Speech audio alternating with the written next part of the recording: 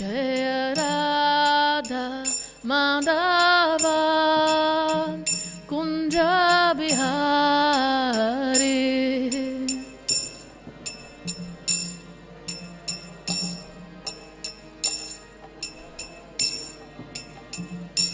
Jaya Gopi Janavallabha Girivaradhari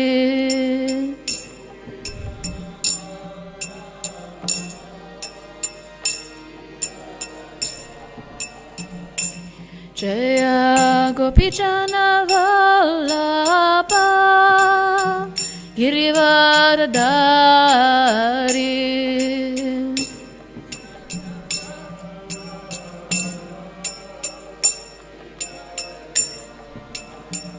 Yashoda Nandana Brajajana Ranjana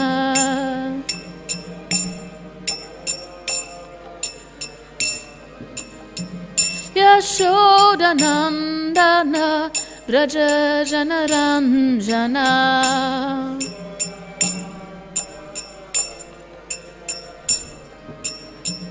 Yamuna Tira Vanachari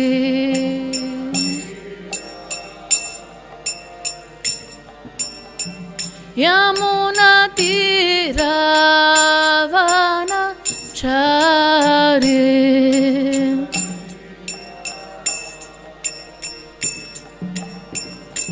Jaya Radha Madhava Kunja Bihari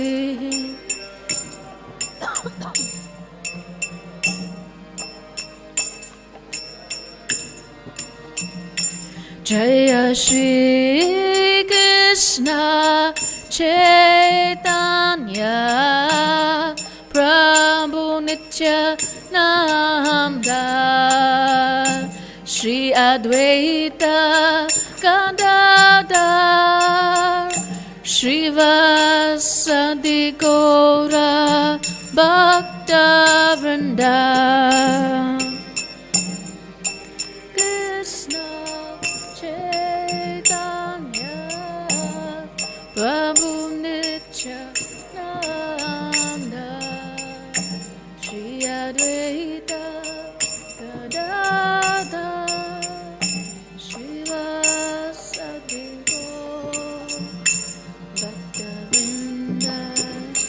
Hare Krishna, Hare Krishna, Krishna Krishna, Hare Hare, Hare Rama, Hare Rama, Rama Rama, Hare Hare.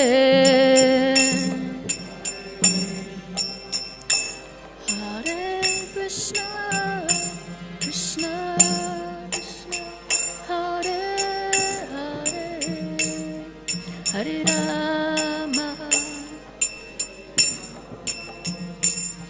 Rama Rama,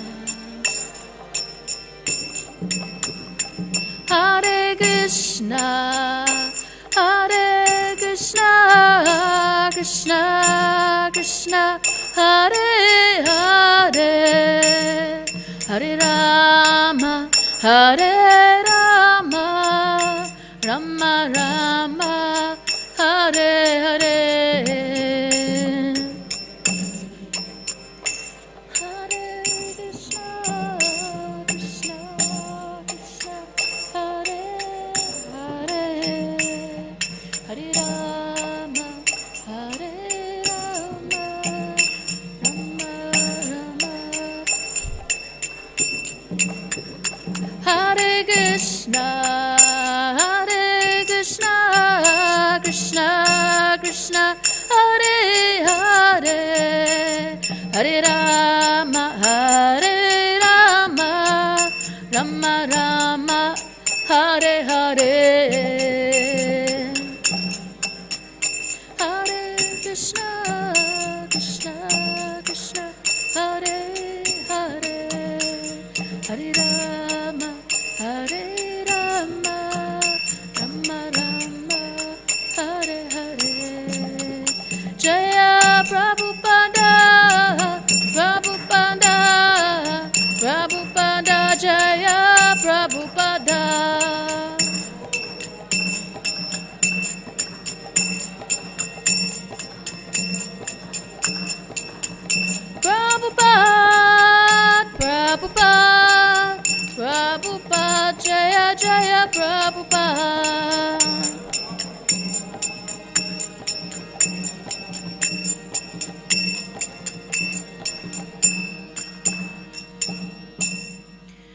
Shri Shri Radha Radhanath Ki Jai, Shri Chaitanya Mahaprabhu Ki Jai, Shri Giriraj Govardhan Ki Jai, Srila Prabhupada Ki Jai, Ananta Koti Vaishnavinda Ki Jai, Nitai Gaura Premanande. Om Namo Bhagavate Vasudevaya.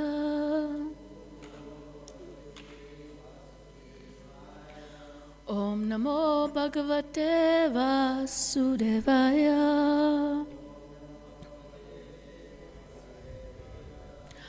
Om Namo Bhagavate Vasudevaya.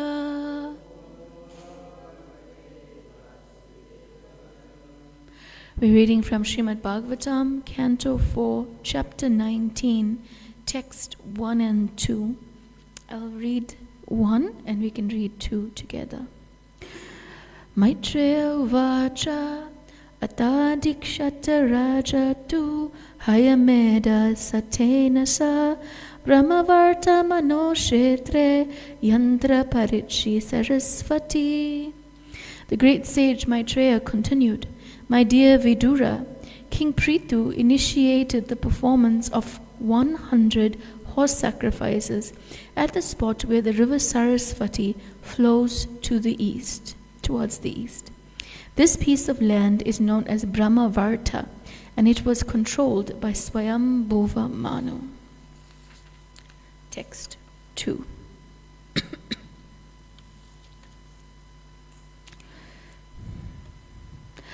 Tadabi Pritya Bhagavan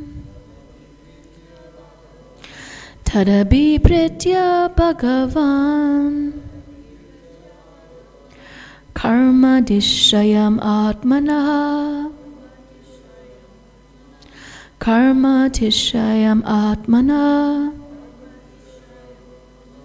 Shatakraturna Namrise Shatakraturna Mamrishe Pritoryagya Mahotsavam Pritoryagya Mahotsavam Tadabi Pritya Bhagavan Karma Tishayam Atmana Shatakraturna Mamrishe Pritoryagya Mahotsavam Tadabi Pritya Bhagavan Karma Tishayam Atmana Shatakraturna Mamrishe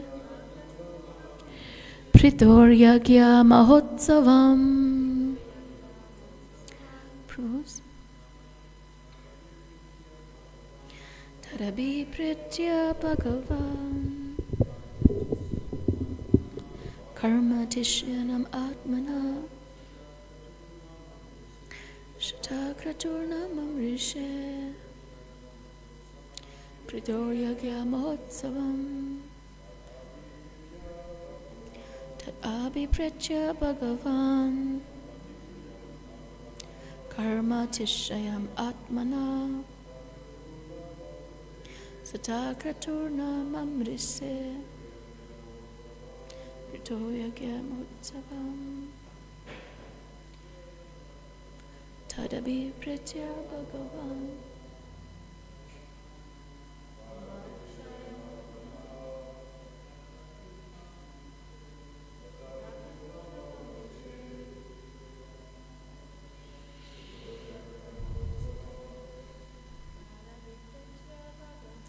Tadabi Pritya Bhagavan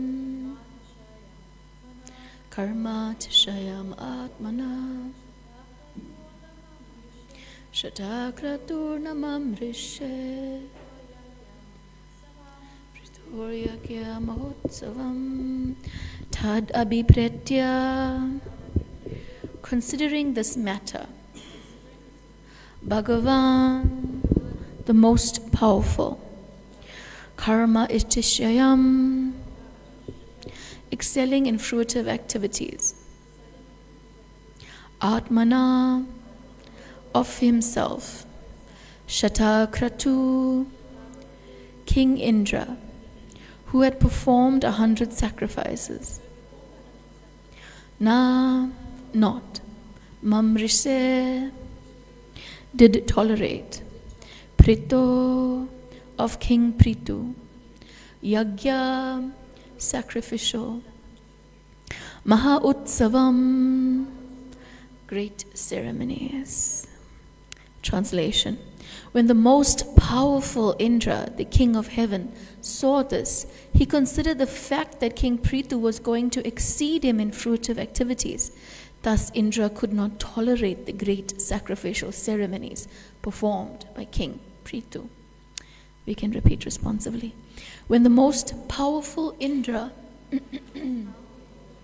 the king of heaven, saw this, he considered the fact that King Pritu was going to exceed him in fruitive activities.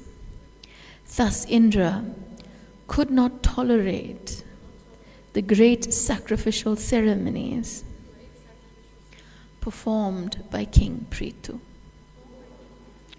Purport. In the material world, everyone who comes to enjoy himself or lord it over material nature is envious of others. This envy is also found in the personality of the king of heaven, Indra. As evident from the revealed scriptures, Indra was several times envious of many persons. He was especially envious of great fruitive activities and the execution of yoga practices and siddhis. Indeed, he could not tolerate them, and he desired to break them up. He was envious due to fear that those who performed great sacrifices for the execution of mystic yoga might occupy his seat. Since no one in this material world can tolerate another's advancement, everyone in the material world is called matsara, envious. In the beginning of the Srimad Bhagavatam, it is therefore said that Srimad Bhagavatam is meant for those who are completely nirmatsara, non-envious. In other words, one who is not free from the contamination of envy cannot advance in Krishna consciousness. In Krishna consciousness, however, if someone excels another person, in Krishna consciousness, however, if someone excels another person, the devotee who is excelled thinks how fortunate the other person is to be advancing in devotional service. Such non-envy is typical of Vaikuntha. However, when one is envious of his competitor, that is material. The demigods posted in the material world are not exempt from envy. Tadabi pretya bhagavan karma tishayamatmana shatakraturna rishe pritoryagya mahotsavam. When the most powerful Indra, the king of heaven, saw this, he considered the fact that King Pritu was going to exceed him in fruitive activities, and thus Indra could not tolerate the great sacrificial ceremonies performed by King Pritu. Om Jnana Timirandasya Gyananjana Shalakaya Chakshurun Militam Yena Tasmai Shri Guruve Namaha Sri Chaitanya Manobhistam Stapitam Yena Bhutale Swayam Rupa Kadamayam Dadati Swapadantikam. He Krishna Karuna Sindhu Dinabandhu Jagatpate Gopesha Gopika Kanta Radha Kanta Namostute Tapta Kanchana Gaurangi Radhe Vrindavaneshwari Rishabhanu Sute Devi Pranamami Hari Priya Vanchakalpa Turubhyascha Kripa Sindhuva Evacha Patitanam Pavanebhyo Vaishnavebhyo Namo Namaha.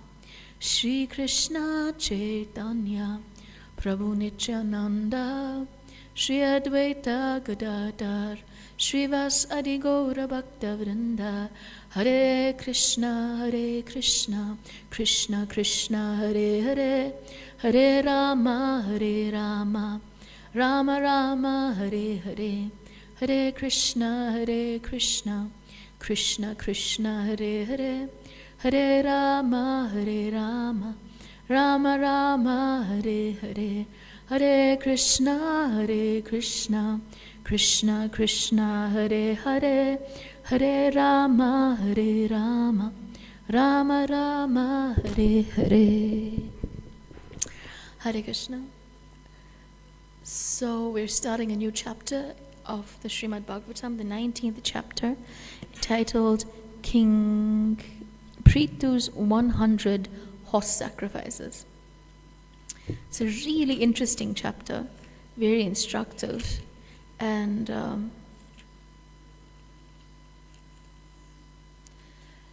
as it goes through, we'll see these two characters come forward, King Prithu and then King Indra, and how different their personalities are, how different their reactions are.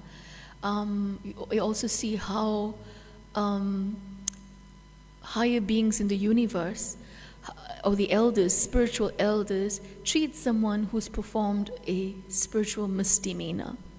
We also see how sometimes, even when you're right, for some reason, maybe I should put it this way, more importantly than being right is to bow down to the order of the superior Vaishnav. So many things comes out of this chapter. But where we're beginning right now, I was thinking, poor King Prithu, he just wants to rule this kingdom, and then all these devotees have an issue with it, All these, first Bhumi, she's not a demon, now King Indra, he really is getting a lot of slack from the devotees in the universe. So, here's King Prithu, and he's doing 100 Ashvamedha Yagyas, or horse sacrifices. And why he's doing it is because by doing this, there is piety. Why did Bhumi retract all the produce and the grain from the earth? Because people were impious. So Prithu Maharaj leveled the earth, he did his town planning, and then he does these sacrifices in order to reinstitute piety, and leaders in the age of King Prithu were very much aware that to rule you needed piety. You needed piety to rule. By piety, you could keep your position. By piety, you could rule well. But without that piety, your place, your position could easily be usurped. And that's interesting because it's not then just that the outside forces are usurping your position, but by our internal misqualification, the position is removed. And therefore, it's King Prithu wants to institute this piety, not to keep his position, although that's a side effect, and that's why Indra, got so upset, is because by executing this piety, not only could Prithu then rule the earth planet, but he could also become the king of heaven. Now, did King Prithu want to become the king of heaven? That was not in Indra's mind. It's just that we have the possibility of him becoming the king of heaven. It was not in Prithu's checklist. He didn't want to become the king of heaven. He wanted to make the land pious, so Bhumi could come forward, so that the people could be happy, so that the people could be spiritually focused. But the side effect was that Indra felt threatened. So,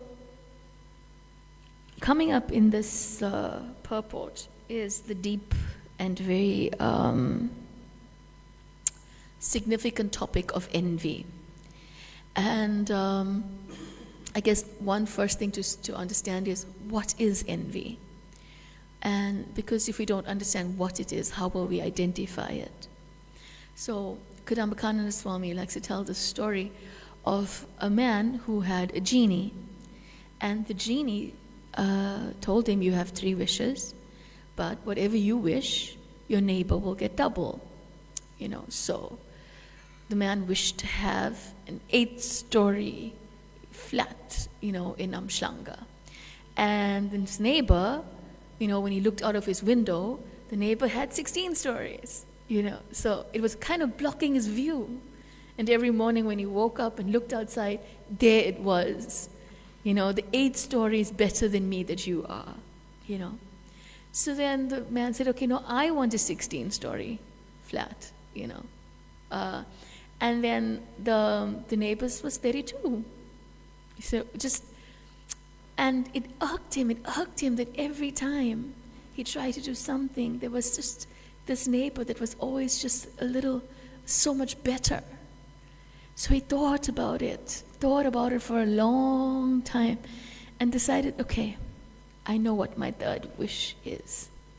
And his 3rd wish, he told the genie, is, I wish that you would take away my one eye. Do you get it? Because if the genie took away his one eye, then the neighbor would lose both. So that is envy. Envy is that not only do I see someone who's doing better than me, not only do I want what they have, because that's in the realms of jealousy. I see someone doing better than me, that can still fall in the range of admiration. I want what they have, that can still fall in the range of admiration. If it's a negative feeling, then yes, okay, jealousy. But when we want to pull someone down, because Jai Shri Shri Radha Radhanath, Sri Chaitanya Mahaprabhu Shri Prabhupada, Shri Kiraj Govardhan Ki Jai. When we want to pull someone down so that we can be up, that is envy. So it's a deep, very deep-seated thing. Now, Purijan Prabhu, he gives an overview of this chapter in the Bhagavatam. And he just made so many crucial points in 5 minutes, boom, boom, boom, boom, that would probably take a lifetime to really understand. But his first point was that envy is the combination of, or even the culmination of all the other 6 enemies. Now we've heard that it is the original, we've heard that envy is the original of the 6 enemies. But at this point he mentioned it's the culmination. When you put all the others together, the 6 enemies being lust, anger, illusion, madness, which one am I missing? Greed. And, when you put them all together, you can see envy. I wonder how that works. Does envy have lust? Definitely. Definitely, right? You cannot have envy if there's no lust, meaning you want something, Can you have envy if there's no greed? No. It's lust when it combines with greed. When the lust reaches that level where now you have to have it, then it's greed. Yeah. Can we have envy without madness? No. Because later we'll speak about it, is that envy is a type of madness because it's self-harm. Can we have envy without illusion? No. Because Purijan Prabhu, he was mentioning that we are envious when our illusion is threatened. So therefore it's obvious to see actually how those 6 enemies are culminating, how the 5 enemies are culminating in envy, and why envy is the seed. So what does it mean that when we are envious, our illusion is threatened? What is the illusion that is threatened? Purijan Prabhu mentioned the illusion that I'm the best. That is the illusion that's threatened. I am the best. But I think also together with that, there's a few other shades of illusion that's threatened that I was thinking of. Not just I am the best, but I deserve better. I think sometimes, as devotees, we don't necessarily think I'm the best. if the idea came into our head, we'd be like, oh my God, and we'd cut it down, it would be obvious. But there's some less obvious ones, And one is that I deserve better than this. The other is that I'm the worst. Also a sign of envy. The other is I don't have enough. What I have is not enough. The lack of satisfaction. And the last one I got, the world is out to get me. That the world is out to get me. All these ideologies, the subtle mental talk that can go on in the mind of any human being, let alone a sadhaka, all of them are illusory. And of course there may be some situations where they may be true. But in the ultimate sense, they're an illusion.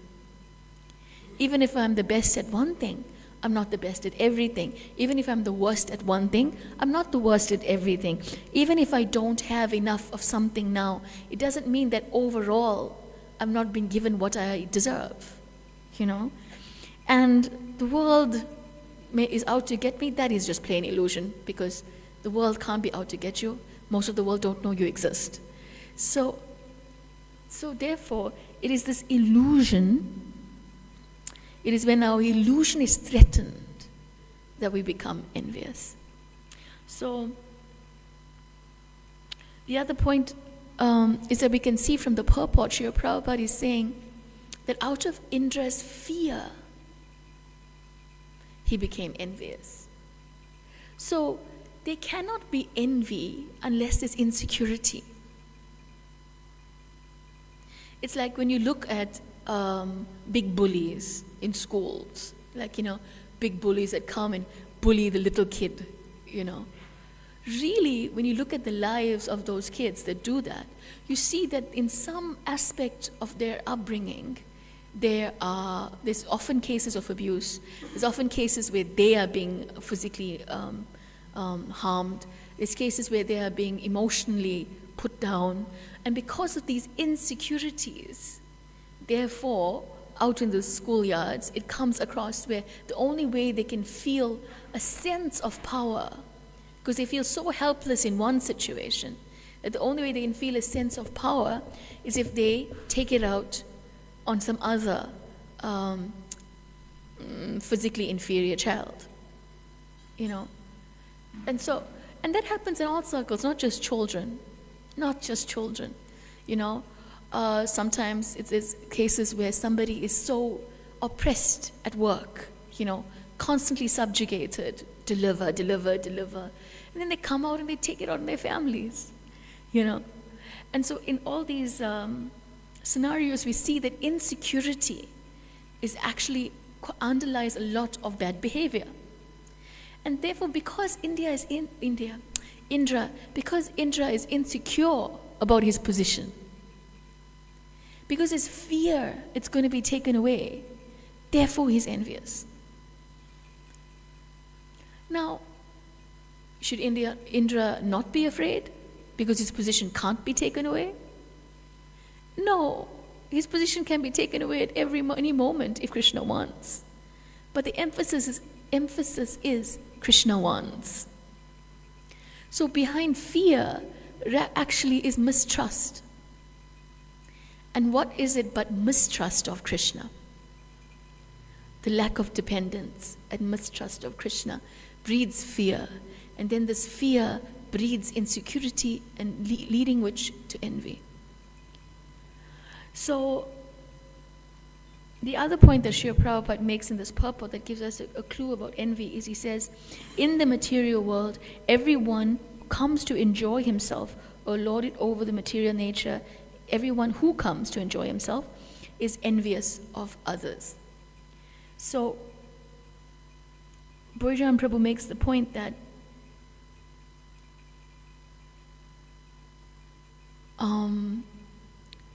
envy is based on the enjoying spirit.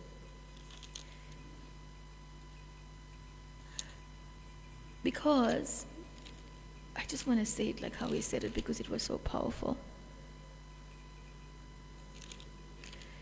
Is that because we have the tendency to want to enjoy, therefore envy can reside.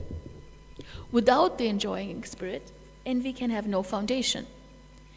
And so therefore you can see that in Indra.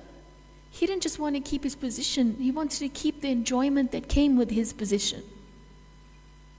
He wanted to keep the prestige that came with his position. And therefore there's envy. Therefore he needs to do something about it if Prithu Maharaj does 100 horse sacrifices. Now this enjoying spirit, sometimes the way, I actually don't like the word, because I feel it can sometimes be misunderstood. That spiritual life is meant to be a suffering. But it's not also. Because we say chanting Hare Krishna is blissful. So we are against this enjoying spirit, but we're saying that chanting Hare Krishna is blissful, was meant to be blissful. So something is misaligned there. The idea of the enjoying spirit is that it's a selfish enjoyment, where the enjoying spirit is for a selfish end. That is negative. But when we, in conjunction with Krishna, experience the joy of being close to him or in his presence, that is not the enjoying spirit. That is bhakti. So, why is envy based on the enjoying spirit? For the same reason that we said that envy is seated in lust. If there's no enjoying spirit, how can there be envy? If there's no lust, how can there be envy? And what is this enjoying spirit but the perverted reflection of the Hladini Shakti? You know, the soul is Satchidananda, is meant to be fully joyful. You know, the Hladini Shakti is there meant to give pleasure to Krishna. But then when it's perverted in the material world, then we have this selfish enjoying spirit. And one note, when I spoke about envy being, enviousness being based on our illusion being threatened, and I said, one of the illusions is I am the worst. This disregards the super sadhus, you know, the ones who are writing about Krishnadas Kaviraj, who's saying I'm lower than the worm in stool. If you're on that level, then okay, you can be depressed about how not great you are. But if you're not on that level, it's very granted that I'm the worst is based on envy. Okay. So, what is this envy? You know, Prabhupada is saying there, everyone. He says it a few times. You know, he's saying, in the material world, everyone comes to enjoy himself, and therefore, they're envious of others. Then later in the purport, he's saying, where is it? Near Matsara. I think I wrote it down somewhere. But again, in the one more time in the purport, he says that everyone is subject to envy. And how do we know that everyone is subject to envy? Everyone in this world is subjective to envy. It's because we're in this world. Because it's coming from our envy of Krishna. The original thing that Krishna's God, but I also want to know what it feels like to be God. So then so Krishna gives us our own little playpen, so we can play God. To pull Krishna down from his position, so that we could try and have it, you know. So definitely all our envy is rooted in our envy of Krishna. But look at that, just look at that we can be envious of someone who is our greatest benefactor, who's willing to come with us in every birth, you know, who's willing to give us opportunity to try to enjoy ourselves, you know, who's willing to stay with us even as we experiment and try to be God, you know. Krishna is obviously the benefactor, the well-wisher, and at the same time, we have the capacity to be envious of him. So if we have the capacity to be envious of him, we have the capacity to be envious of anybody. Anybody, you know. And what is that envy of Krishna? Bhujan Prabhu mentioned that envy of Krishna also means just not accepting that we're Krishna's servant. Just not accepting it. And it's a subtle, subtle thing as to how many times in a day we don't want to accept, I don't want to accept, that I'm Krishna's servant. That in itself is a sign of our envy. So,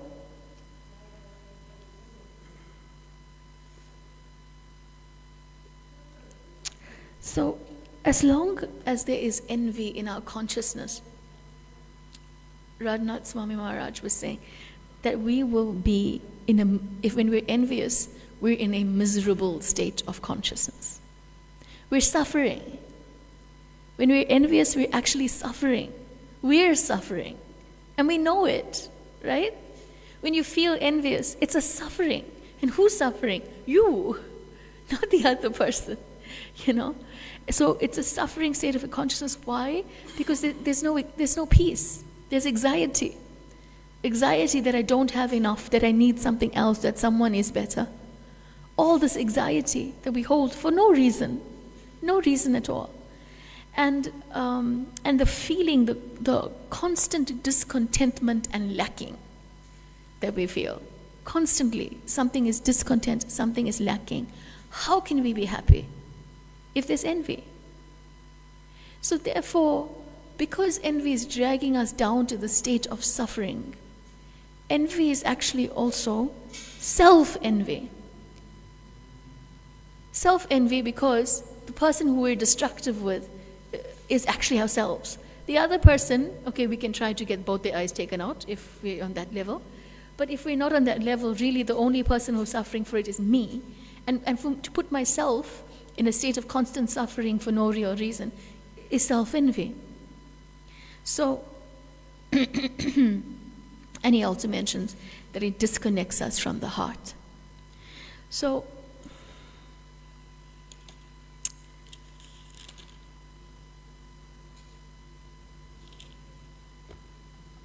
Srila Prabhupada is mentioning in the purport two ways. One way where nirmatsara comes up, non-enviousness. And that's one is when we are reading the Bhagavatam, the verse, that says that Srimad Bhagavatam can be appreciated by those who are thoroughly non-envious and thoroughly honest. We require to rise above envy in order to hear. Because when there's envy, we can't hear from somebody. It's very hard to hear from someone if there is some sense of envy, And so therefore, Bhagavatam is putting it as a prerequisite to be able to appreciate its message. We have to at least dim our envy for Krishna in order to appreciate the Bhagavatam. Otherwise, why do I have to hear God's words? Now this is subtle, right? This is subtle. One can be the atheist that says, why do I have to hear God's words? Yeah. The other can be the devotee who just does not prioritize hearing and chanting. Ouch. Because it's a subtle idea that I don't need it. And that is, again, envy of Krishna. Envy of being able to understand that this is for my best good fortune. That by hearing, I can become joyful. So, the other point is that the word anasuya comes up in Bhagavatam, where Krishna is telling Arjuna, I'm sharing this knowledge with you because you are non-envious and you're my dear friend. So this is again a prerequisite for receiving knowledge. In both examples, the Bhagavatam and the Bhagavad Gita, Krishna is putting as a prerequisite for receiving knowledge. Prerequisites are these things like on campus. You don't have a prerequisite for one course, you can't do it. You got to get the prerequisite first in order to be able to take the course. So therefore, Krishna is putting high up there, non-enviousness as a prerequisite to approach the course. Because at least we should be at least our envy should be reduced such that we are willing to listen to Krishna's words. At least that much it needs to be. And that's the type of person that Krishna accepts as a friend. And we will see as we go on in the story of King Prithu, how Indra keeps his 100 sacrifices and how Prithu gets Krishna. Keep your position, keep your kingdom, keep your throne. All the elders will say, leave Indra, let him keep it, because if you do this one more sacrifice, then he will want to create dharmic situations in this world, so just leave him. And it's quite a thing. You see someone misbehave and you tell them, no, and they're in a big position, and you tell them, no, if we treat him like this, he'll do more damage, so let's not correct it. Tight ground there. But that's what the elders are saying for a reason, and we can unpack it as the story goes along, so nobody just take it as a flat-out statement. But King Prithu, being able to listen to the elders, he gets Krishna's darshan. And so therefore, one who is non-envious is my friend. Because you are my friend and you are not envious, I'm sharing with you this confidential knowledge. And then Srila Prabhupada is saying, here it is, Prabhupada in the purport, he says, no one in this world can tolerate another's advancement. Even hearing this, I feel attacked. No one can tolerate another's advancement. Well, my two thoughts on this point was, one is if you can't see your envy, then look a little harder, because it's in all of us. And the other one is that if we have to transcend envy, then we need otherworldly consciousness. We can't be of this world, because no one in this world can tolerate the advancement of others. So in order for us to transcend envy, we'll have to develop consciousness that's not of this world. And that's Vaikuntha consciousness. Vaikuntha consciousness. Why? Because envy creates anxiety, and Vaikuntha is the place of no anxiety. And so therefore in Vaikuntha, they're non-envious. And so if we want to rise above envy, we have to develop Vaikuntha consciousness. Now this Vaikuntha consciousness, how to develop it? Because to try to be non-envious in an envious world, it's hard. So what do we do? What do we do when this envy sits in our hearts? And it's subtle. Let's just say you dress the deities, and nobody said anything. And the next day somebody dresses the deities and everyone's like, wow. You may not say anything, you may not outly act anything, but we know the feeling that just sits in the heart, even if it's a second. And we know better. We may not invest in it and hide all the best jewels so that nobody else can use them. Not that anyone's doing this, I just made that up right now.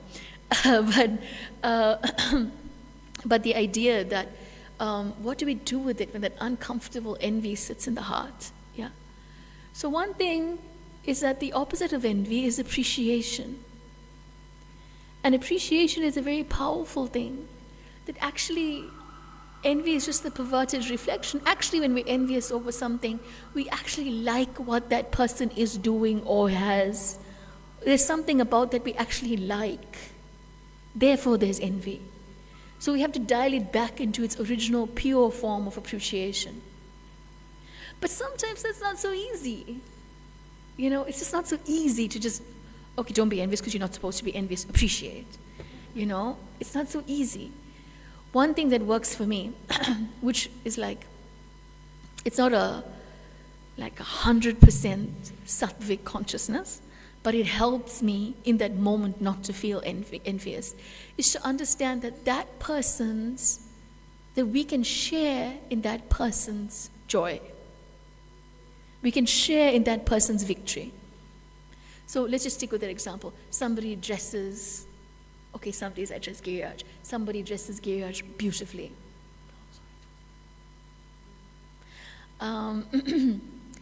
I can share, whoever that person is, I can share in that. Because it's our Giriraj that's being dressed.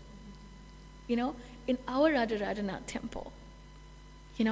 somebody is a better actor, I can share in that. I can't act for peanuts. Just the truth is, I write, but I really can't act. I can share in that because it's our group. It's our bhakti theater that's progressing. Somebody cooks an amazing feast much better than I ever could. I can definitely share in that because I can eat it. So there's a way that we can share in other people's joy. And maybe that won't make us completely detached in that moment, but for that moment, it dulls the feeling of envy. It dulls the feeling of envy and allows me to rise to the position, closer to the position of appreciation.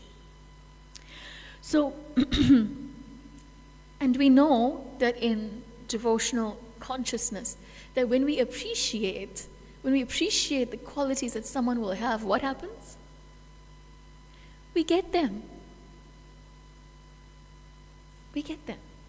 So we can choose, no? We can be envious and suffer in anxiety, or we can appreciate and eventually get those qualities. And even if it means convincing yourself that, if I appreciate this person, I'm closer to getting the qualities that I'm desiring, So yes, developing Vaikuntha consciousness is what will help us rise above this envy. And because it's in everyone, when we see it in ourselves, just don't be surprised. Don't go, oh my God, I'm envious. Like, I'm the most fallen because that's also envious, but I shouldn't be the most fallen. You get yourself in a rut. Yeah. So it's just, when we see it there, we should turn to Krishna. I see it, you see it, we let it go now. We can try and let it go. Help me appreciate this person. Help me not feel this way. And that's how the heart is slowly being transformed. Slowly being transformed. So, there's one of the verses in the Srimad Bhagavatam, especially in the pastimes of Lord Ram, says that this is in the list of how to counteract my envy, things to do to counteract my envy.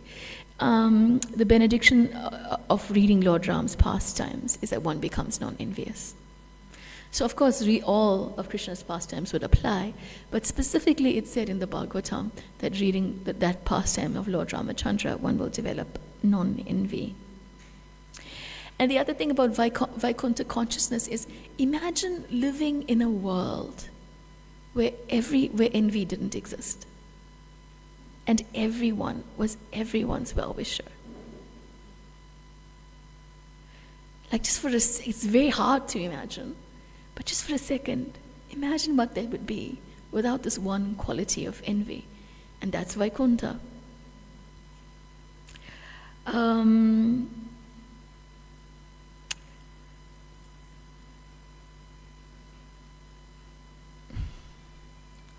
The last tool that I try to use when dealing with envy is to understand the wealth of self-satisfaction. To understand the wealth of just being satisfied with what Krishna has given us. It's, what is it? Austerity of mind in the Bhagavad Gita? The austerity of mind is that one is to be satisfied. Yeah? And it is a wealth. It's a real wealth. Because you're so untouchable if you're satisfied. Nothing anyone can touch you. It's a real armor. One who wears the shoes of satisfaction cannot be pricked by the thorns of another person's actions or achievements. So that's in the Bhagavatam, it describes the shoes of satisfaction. So, but behind the satisfaction is so many things. It's not just don't be envious, don't be envious, don't be envious. We have to understand what is behind this envy is that we need trust in Krishna, dependence on Krishna, and satisfaction that whatever Krishna gives me is enough. That is why the residents of the spiritual world, even though they have all these individual rasas, right? We know the 5 different rasas that people can be in. However, if one wanted to, if a tree wanted to be a cow, it can. It can. There's situations where that happens, yeah, but they don't want to. They don't want to. When you read in the introduction to Srimad Bhagavatam, Srila Prabhupada is describing these 5 rasas. We see how Madhurya ras is the culmination. And that is like the natural tendency. When you see something is the best, you want to go in that direction. You want to lift the trophy, be the master chef, But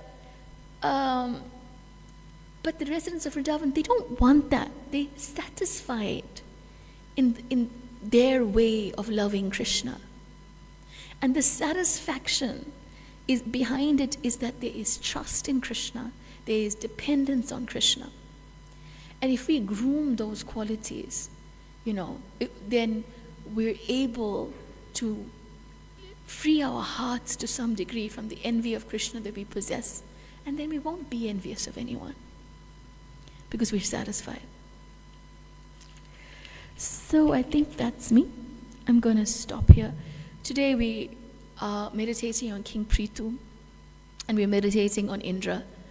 We're seeing his actions, which is a indication to us as to how envy developed. Oh, that's the last point. Sorry, this is a really important point.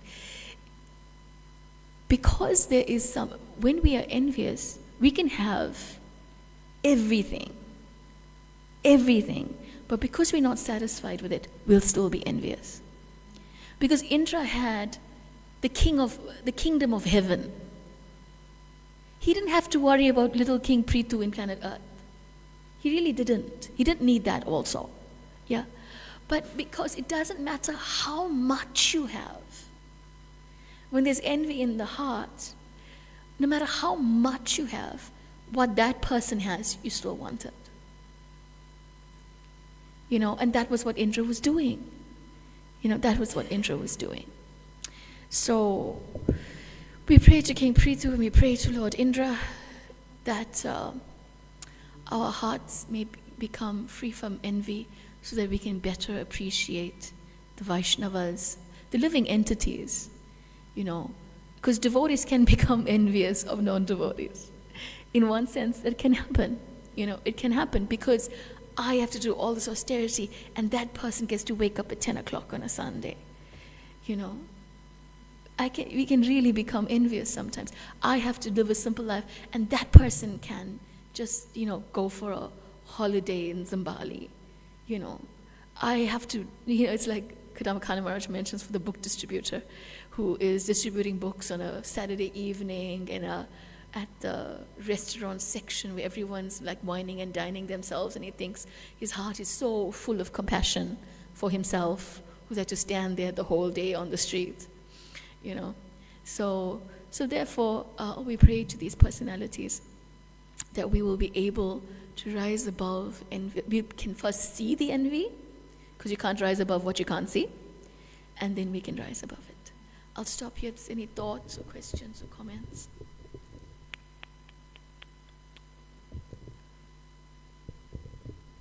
You have.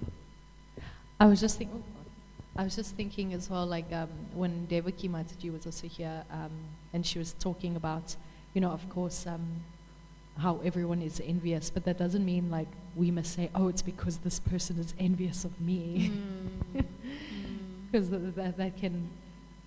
we can very easily misconstrue that. Instead of seeing it within myself, we see it then in others, and then it becomes other people's problem, not ours. Yeah, it's like when you have to give a class and you read this and you read the purpose, like, oh, this line is for that person and this one is for that person. That's one, sometimes it can be, like a machine gun Srimad Bhagavatam class. But it's true. And when it comes, and sometimes it may be true that someone is envious, right? But then we should just try and conquer their hearts. We should just try and conquer their hearts. And if it's too hectic, then we just put some distance, But we should not think that we can know the envy that sits in someone else's heart. How? How do you know? Are you judging? Are you judging their actions without knowing their intention? Are you looking at their action and assuming their intention? So when that comes up in a strong way, we should definitely look at what's sitting in our heart. There may be some pride, there may be some envy there may be so many things. So yeah, good point. Yeah, it's envy, it is so subtle that sometimes it can make you believe that you are like the victim as well. Look at them have so much and me have so little and all of that. So it really puts you so much into illusion that you are the victim. Yeah. So it's very subtle actually. So Yeah. it's always good to discuss it because then you can bring it up again in your mind. Yeah, Radhanath Swami was saying that when you come out of the dark cave of your false ego, he's like, when you come out of the dark cave of your false ego, of thinking that I'm the best or thinking that I'm the worst, the two sides, then we can embrace humility. He said. I thought that was very interesting. Okay. Srimad Bhagavatam ki jai, Shri Prabhupada ki jai, Ananta Koti Vaishnavrinda ki jai, Nitai Gaura Premanande.